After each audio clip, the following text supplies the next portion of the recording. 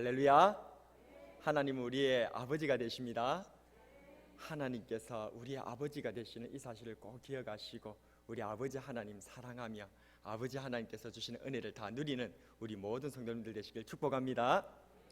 지난주 말씀 맡은 일에 최선을 다하는 백성이라는 제목으로 우리가 은혜를 나눴었는데요, 고라와 다단, 아비람은 레인으로서 하나님께 봉사하는 귀한 직분을 받았음에도 불구하고 자기 직분에 만족하지 않고 모세와 아론을 시기하였습니다. 그들은 당을 지어 모세와 아론을 거슬렀고 하나님을 대적하고 말았죠. 결국 그들은 하나님께 심판을 당하여서 멸망당하고 말았습니다. 주어진 직분에 충성함으로 함께 하나님 나라를 섬겨가는 우리 모두가 되기를 축복합니다. 그래서 직분에 충성해서 하나님 나라를 세워가는 우리가 되어야 될 줄로 믿습니다. 이제 오늘은 계속해서 이어서 용서의 길을 주시는 하나님이라는 제목으로 말씀의 은혜를 나눠보도록 하겠습니다. 여러분, 호의가 계속되면 어떻게 되는 줄 아십니까?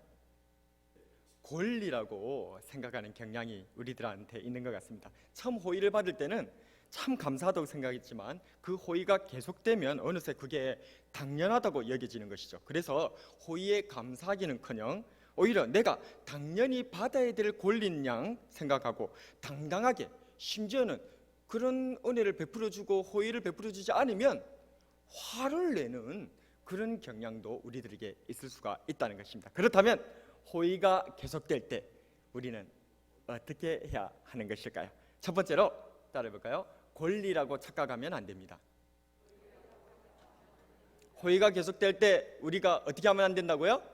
권리라고 착각하면 안 된다는 것입니다. 당연하다고 여기면 안 된다는 것입니다. 하나님께서는 애굽의 노예 생활하던 이스라엘 백성들을 10가지 재앙으로 구원하셨고 홍해를 가르셨으며 광야의 길을, 사막에 강을 내어주시고 만나와 메추라리로 먹여주시고 낮에는 구름기둥, 밤에는 불기둥으로 인도해 주셨습니다. 그러나 이스라엘 백성들은 지도자로부터 시작하여서 모든 백성에 이르기까지 호의가 계속되니 그것을 권리로 착각하고 말았습니다. 고라 무리들은 레인이었지만 하나님의 지도자 모세와 아론 선생님을 대적하였고 오늘 백성에서는 애굽의 군대 때문에, 물과 양식 때문에 현실의 벽이 두려워서 계속적으로 하나님을 원망하다가 이 본문에 보면 또 뭔가 단단히 자신들의 마음이 상해가지고 불평과 원망을 하는 것이 나타나고 있습니다. 4절에 보게 되면 같이 한번 읽어볼까요?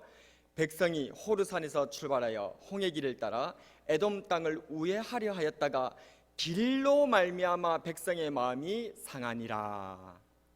이스라엘 백성들은 에돔 지역을 거쳐 가나안 땅으로 들어가려 하였습니다. 하지만 에돔 왕이 그것을 허락하지 않았기 때문에 이스라엘 백성은 홍해 길을 따라 에돔 땅을 우회해 갈 수밖에 없었습니다. 이러한 돌아가는 여정 때문에 이스라엘 백성들은 그냥 마음이 상해버린 것입니다. 누구나 마음이 상할 수 있습니다. 그러나 이 상한 마음 이후에 어떤 행동을 하느냐가 중요합니다. 이스라엘 백성들은 하나님을 원망하고 말았습니다. 5절 말씀을 보게 되면 같이 읽어볼까요? 백성이 하나님과 모세를 향하여 원망하되 어찌하여 우리를 애굽에서 인도해 내어 이 광야에서 죽게 하는가? 이곳에는 먹을 것도 없고 물도 없도다. 우리 마음이 이 하찮은 음식을 싫어하노라 하며. 이스라엘 백성들은 길 때문에 하나님과 모세 선생님을 원망했을 뿐 아니라 선을 넘어서 비난했고 심지어는 하나님께서 베푸신 은혜의 음식인 이 만나조차도 하찮은 음식이라며 비하하고 말았습니다. 도대체 왜 이러는 걸까요? 그들의 마음속에 이 분노는 왜 일어나는 것일까요? 내가 누리는 것이 당연하다고 생각하기 때문입니다. 하나님의 은혜를 권리라고 여겼기 때문입니다. 은혜를 모르는 이스라엘 백성들은 불뱀에 물려 많이 죽게 되었고 그제야 자신들이 원망함으로 범죄했음을 고백하자 하나님께서는 모세 선생님을 통해 놋뱀을 장대 위에 매달았고 그 놋뱀을 쳐다본 사람들은 모두 살게 되었습니다. 9절 말씀 같이 읽어볼까요? 모세가 놋뱀을 만들어 장대 위에 다니 뱀에게 물린 자가 놋뱀을 쳐다본 즉 모두 살더라. 호의가 계속될 때에 당연하다고 생각하지 말고 권리라고 생각하지 말고 우리 하나님 앞에 감사로 나아가는 저와 여러분 되기를 축복합니다. 두 번째로, 호의가 계속될 때 어떻게 해야 할까요? 따라하겠습니다. 은인을 바라봐야 합니다. 호의가 계속될 때 권리라고 착각하면 안 되고, 또 호의가 계속될 때 어떻게 해야 된다고요? 은인을 바라봐야 되는 거예요. 은인에 주목해야 되는 거예요. 그 사람에게 주목해야 된다, 그 말입니다. 여러분, 아이들이 어릴 때에 능력 있는 아빠는 어떤 아빠입니까? 집에 들어갈 때 배를 코로 누르는 아빠가 능력 있는 아빠죠. 우리 성도님들께서 은혜를 많이 베풀어 주셔서 저는 능력 있는 아빠로 오랫동안 살았습니다. 양손에 검은 봉다리 쥐고 코로 배를 누르며 큰 소리를 치는 아빠, 능력 있는 아빠죠. 그런데 여기에 문제가 있습니다. 아빠는 아이들을 사랑해서 매번 선물과 간식을 사들고 들어가는데, 아이들은 아빠를 안 보고 어느새 아빠의 선물만 보고 있다면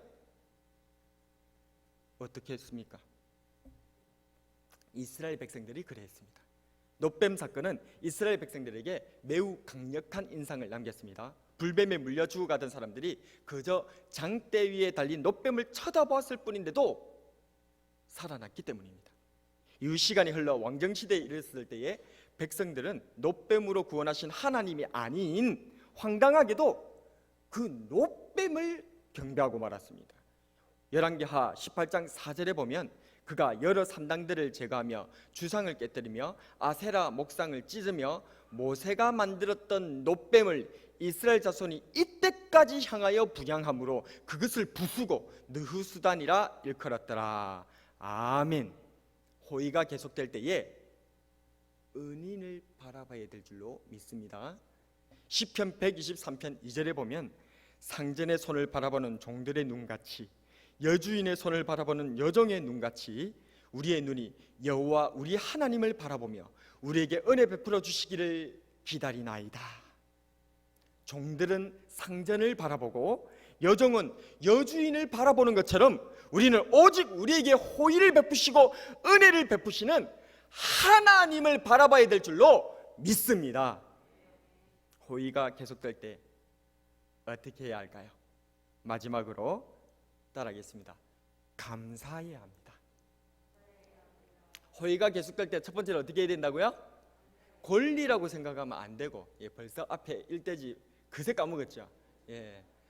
계속 생각해 하셔야 됩니다. 호의가 계속될 때 첫 번째로 권리라고 생각 안 되면 또 두 번째는 어떻게 해야 됩니까? 호의를 베푸는 그 은인을 바라봐야 되는 거고, 은인에게 주목해야 되는 거고, 마지막으로 호의가 계속될 때 우리는 어떻게 된다고요?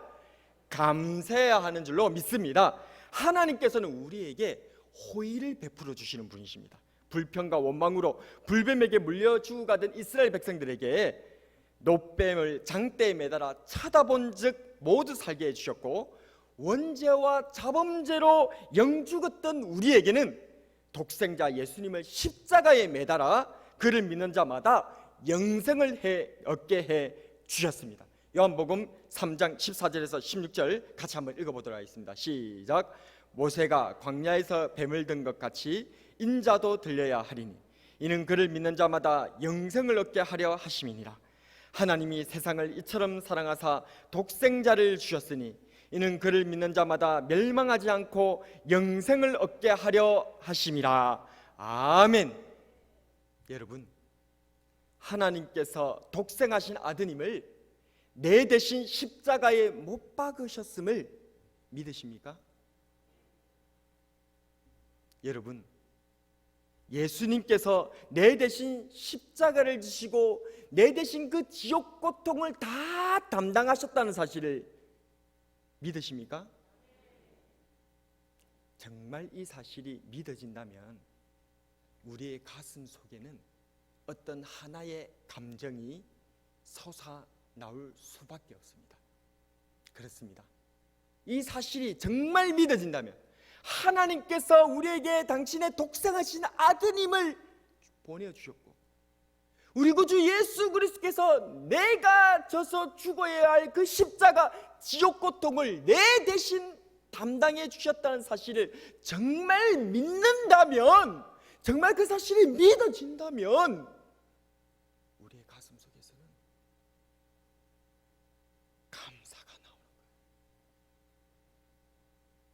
어떻게 이 사실이 믿어지는데 감사가 안 나온다? 그래서 저는 여러분들에게 단언합니다. 믿음과 감사는 동전의 양면이에요. 믿음과 감사는 절대 떨어뜨릴 수가 없습니다. 믿음이 곧 감사고 감사가 곧 믿음입니다. 그래서 정말 믿음이 있는 사람의 입에서는 감사라는 단어가 계속해서 나오는 거예요. 우리는 하나님께 감사해야 됩니다. 4세기의 기독교 교부인 어거스틴은 감사란 하나님께서 내게 무엇을 주셨기 때문이 아니라 하나님께서 나와 함께 하신다는 것 자체에서부터 시작한다 라고 말했습니다. 하나님께서 무엇을 주셨기 때문에 감사하는 것이 아니라 위대하신 하나님께서 나와 함께 하시는 것이야말로 감사의 따름이라는 것이죠. 개신교회를 정립한 종교개혁가 칼빈은 기독교 강요 초판에서 감사란 하나님께서 내게 빚진 것이 없으시다는 신앙 고백이다 라고 말했습니다. 내게 베푸신 모든 것이 하나님의 은혜이기 때문에 감사할 수밖에 없으며, 만약 내가 모든 일에 감사하지 않는다면 그것은 하나님께서 내게 모든 것을 줘야만 하는 빚을 내게 지고 있기 때문에, 그래서 내게 베풀어진 하나님의 모든 은혜는 은혜가 아니고 당연히 내가 하나님 앞에 빚을 지어줬고 하나님은 그 빚을 나한테 갚아준 것이기 때문에 감사하지 않는 것이다 라고 말했다 그 말입니다. 우리가 감사하지 않는다면 하나님을 빚쟁이로 만드는 거예요. 하나님께서 나에게 있는 모든 일들을 당연히 내가 해줘야 될 거, 내가 하나님 앞에 채권자인데 내가 하나님의 채권자고 하나님의 채무자, 그래서 나한테 진 그 채무의 빚을 당연히 갚아줬을 뿐, 그러니 나는 당연히 감사하지 않는 거죠. 그렇습니다. 감사하지 않는 것은 정말 하나님의 은혜를 쓰레기통에 던져버리는 것입니다. 하나님의 은혜를 정말 모르는 자가 감사하지 않는 것입니다. 그러나 정말 하나님의 은혜를 알고 있다면, 정말 그 하나님의 은혜가 믿어진다면 어찌 감사하지 않을 수 있겠습니까? 그렇습니다. 호의가 계속되면 권리인 줄 압니다. 당연하다는 생각, 내 권리라는 착각이 하나님의 은혜에 감사하지 못하게 만드는 것입니다. 그러나 감사는 하나님의 뜻입니다. 하나님께서 우리들에게 바라는 것이 많지 않습니다. 우리가 뭔가 하나님 앞에 큰 영광을 돌려드리고 우리가 뭔가 높은 고지에 올라서 저 세상 사람들이 도달하지 못하는 엄청난 위협을 달성해서 하나님께 영광을 돌려드리는 것이 아닙니다.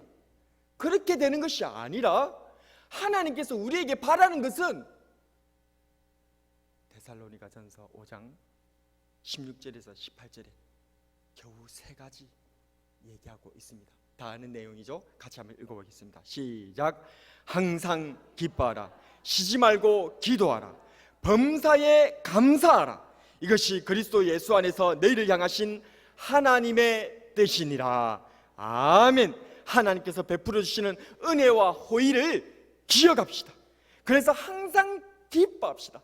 쉬지 말고 기도합시다. 그리고 무엇보다 하나님 이 은혜와 호의에 감사하는 저와 여러분 되기를 바랍니다. 나를 십자가로 용서하시고 은혜와 호의를 베푸시는 하나님 아버지와 우리 구주 예수 그리스도께 감사로 살아가는 저와 여러분이 되기를 바랍니다. 말씀을 정리하겠습니다. 하나님께서는 은혜와 호의를 베푸시는 분이십니다. 반복된 죄악과 불순종에도 용서의 길을 주시는 분이십니다. 불뱀에 물렸던 이스라엘에게는 노뱀으로 살려주셨고 죄악에 물든 우리들에게는 예수님의 십자가로 용서해 주셨습니다. 십자가로 돌아갑시다. 감사를 회복합시다. 하나님을 알되 하나님을 영화롭게도 아니하며 감사하지도 아니하고 오히려 그 생각이 허망하여지며 미련한 마음이 어두워지지 말고 아무것도 염려하지 말고 오직 모든 일에 기도와 간구로 너희 구할 것을 감사함으로 하나님께 아뢰는 저와 여러분이 되게 주님의 이름으로 축복합니다. 오늘의 한 줄 설교 요약: 하나님 용서와 은혜에 감사하며 살아가자.